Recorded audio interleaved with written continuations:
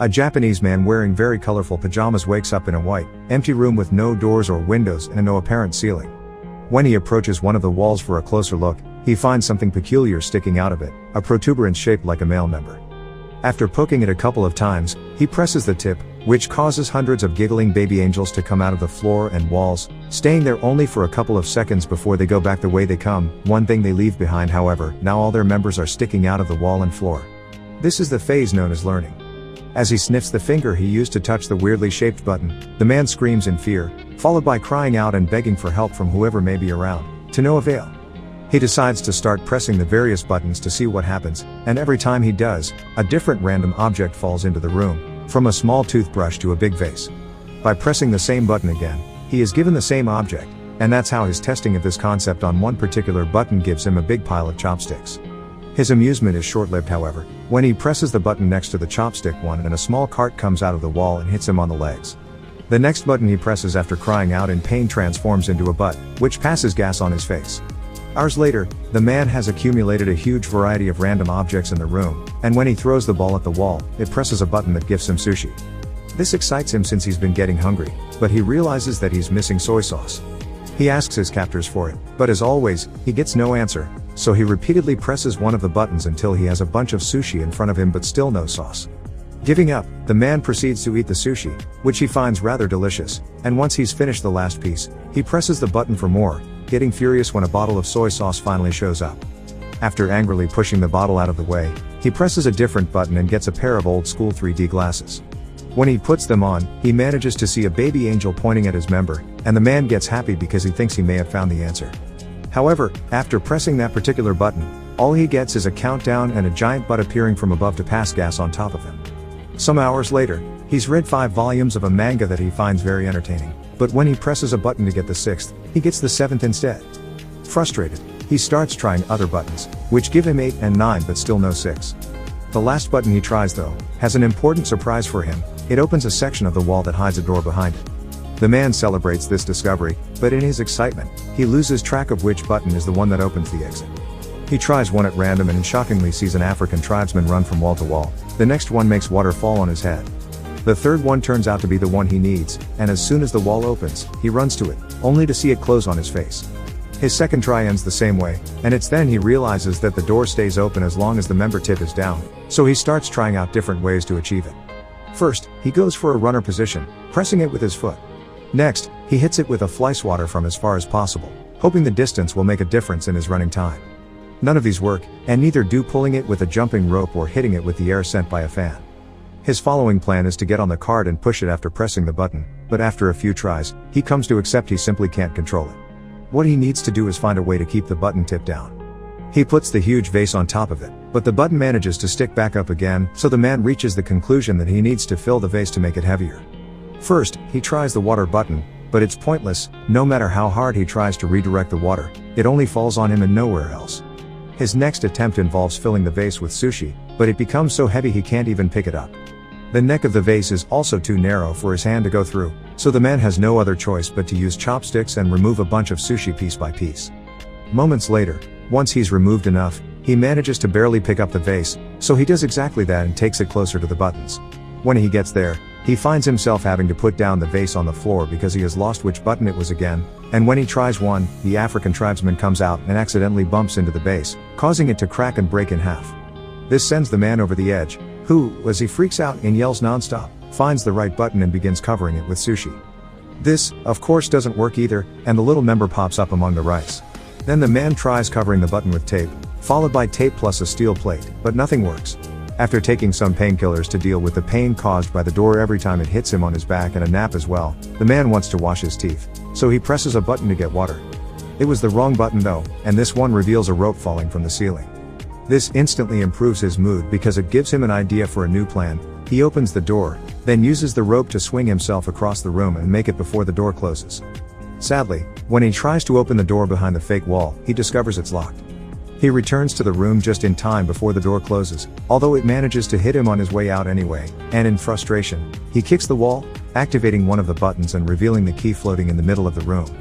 Like it happens with the door though, it goes away when the button perks out again, so the man must find a way to keep both the key in the room and the door open. First, However, he needs to find the button again, because he got distracted and lost it. By observing more or less where his foot would have landed when he kicked the wall, he chooses a button, only to get a dog coming out of the wall to bark at him. The same happens with the next button, but luckily, the third try is successful. While keeping his eyes and a pointing hand at the button, the man walks backward and grabs a piece of sushi fish that he takes back to the wall to mark the right button with. When he presses it, however, the dog comes out again. This time he finds the button faster and proceeds with his plan. He makes the rope appear and swings on it to reach the different buttons, but it is still enough. As he falls to the floor, he sees a plunger he had gotten from one of the many buttons, and gets an idea on how to solve his little issue. He can use the plunger to touch the wall and push himself farther.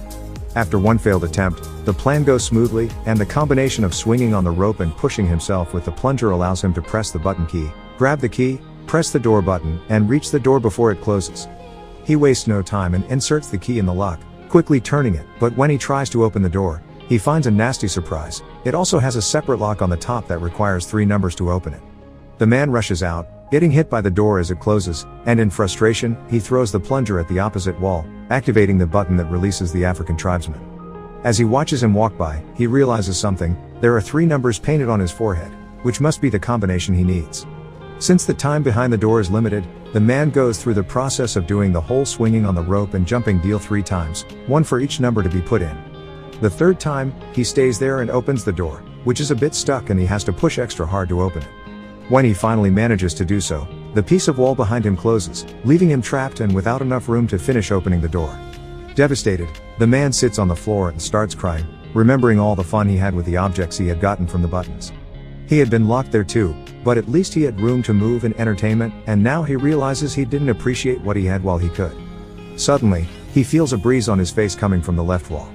As soon as he touches it, he finds a crack that indicates it's a fake. He wastes no time and pushes the panel open before running out of there, soon reaching a mysterious hallway floating in a pitch-black area. It feels like he spends an eternity running towards an exit, and when he finally makes it to a room, his hair is longer and the colors of his pajama have faded.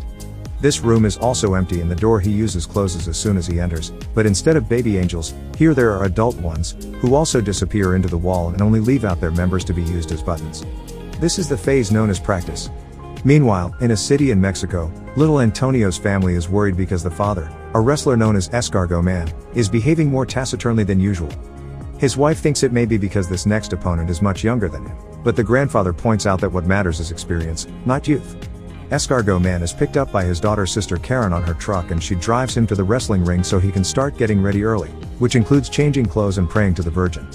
At school, Antonio is being bullied by his classmates for betting on Escargot Man, calling him a weak loser. As the time for the match to start approaches, Sister Karen takes her van again and picks up Antonio and their grandfather to take them to see Escargot Man in action. Karen doesn't stay though, and Antonio and his grandfather find some of the last seats for themselves right before the show begins. The first team that enters the ring are the Northern Tough Ones, formed by Super Demon and Tequila Joe. Then Escargot Man and his partner Silver Eagle come in under the team name Kiss Me A Lot. Silver Eagle is the first one to fight for his team with a brilliant beginning, but he's soon overpowered when the Northern Tough Ones fight him together instead of one-on-one. They keep gesturing at Escargot Man, asking him to join the fight, but he refuses to do so until Silver Eagle pulls a trick to make Super Demon and Tequila Joe hit each other, allowing him to escape. Escargot Man is quickly overpowered as well.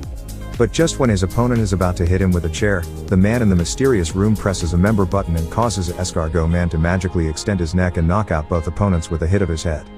In the room, nothing happens, which calls the man's attention, so he keeps pressing the same button, causing Escargot Man to knock out Silver Eagle, the referee, Antonio, and even the bell. Seeing no results, the man starts trying out different buttons. One causes the singer of a metal band to breathe fire above his audience during a concert in Los Angeles. The other makes a Russian magician fail his trick when he tries to make his assistant disappear, and the third one makes a man in China bark at his own dogs. The man is about to give up when he sees some light coming from above and notices that unlike the last room, here there is no ceiling and he can see the angels flying around in the distance. He decides to try something completely new this time. Instead of pressing the member buttons, he will use them to climb the walls. It works, and every time he grabs a button with his hands or steps on them with his feet, something amazing on earth happens, from flowers blossoming to an elephant dying. The highest he goes, the more complex the effects become. It's not only nature anymore, there is also humanity and both the little and the big things, like a toaster and landing on the moon. By the time he makes it to the top, both the man's hair and beard had grown long, and he doesn't need to hold on to the wall anymore. Now he can float as well, just like the angels, and using all his experience gained from the training at the previous rooms, he embraces his role of God and begins choosing humanity's biggest hits on purpose instead of randomly pushing buttons. By the time he's done, he's surrounded by feathers instead of walls, and he enters a glowing portal that takes him to the last room. This one has the continents on its walls and a huge member button that the man is about to press. This is the phase known as future. Make sure to subscribe and turn on notifications so you can watch more videos like this. Thanks for watching.